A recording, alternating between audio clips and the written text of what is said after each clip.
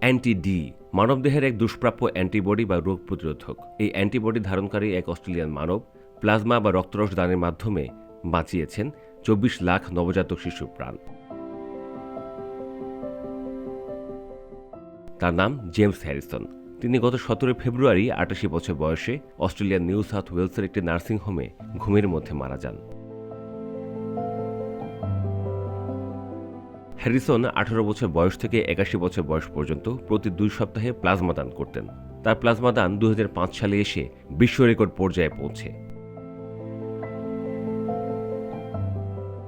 আমার বাবাকে নিয়ে আমি গর্বিত। ওনার অবদান আমার মতো বহু প্রাণকে আনন্দে বাঁচিয়ে রাখছে। তিনি বলতেন, এতে কোনো ব্যথা নেই, বেদনা নেই, বরং যাকে তুমি বাঁচাচ্ছ সে তোমারও প্রাণ। বলছিলেন জেমস হ্যারিসনের মেয়ে ট্রেসি মেলোশিপ। ট্রেসি ও তার ২ সন্তানকেও অ্যান্টি-ডি দিয়েছিলেন হ্যারিসন।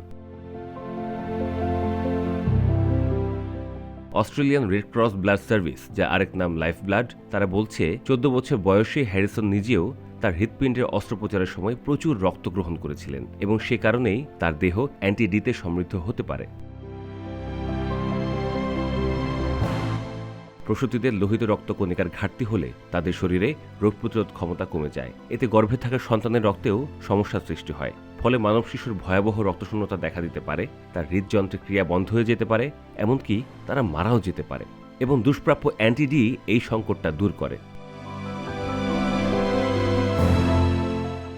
৬০-এর দশকের মাঝামাঝি অ্যান্টি-ডি আবিষ্কারের আগে প্রতি ২ শিশুর ১ শিশু ভ্রূণ অবস্থায় অথবা জন্মগ্রহণের সময় রক্তের সমস্যায় মারা যেত।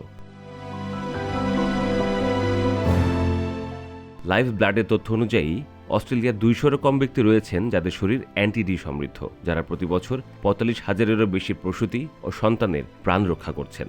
লাইফ ব্লাড অস্ট্রেলিয়ার ওয়াল্টার অ্যান্ড এলিজা হল ইনস্টিটিউট অফ মেডিকেল রিসার্চের সঙ্গে যৌথভাবে হ্যারিসন ও অন্যান্য প্লাজমাদাতার শরীর থেকে নেয়া প্লাজমা নমুনা দিয়ে গবেষণাগারে অ্যান্টি-ডি তৈরি করছে। গবেষকরা ভীষণ আশাবাদী এই কৃত্রিম অ্যান্টিবডি একদিন বিশ্বজুড়ে প্রসূতিদের সেবা দিতে পারবে। লাইফ ব্লাডের গবেষণা পরিচালক ডেভিড আরভিং বলছেন, অ্যান্টি-ডি সমৃদ্ধ প্লাজমাদাতার এতই সংকট যে গবেষণাগারে তৈরি অ্যান্টি-ডি পবিত্র পানপাত্র হিসেবে আবির্ভূত হবে।